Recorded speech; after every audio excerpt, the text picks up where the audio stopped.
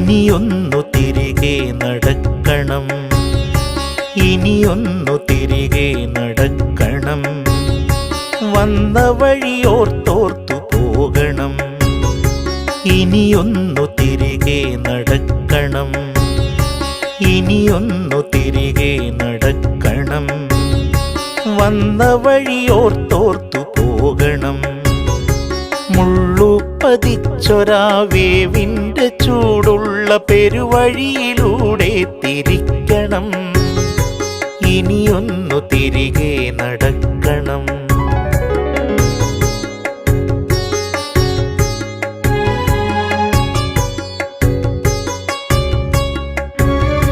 കണ്ടതെല്ലാം ഒന്ന് കാണണം,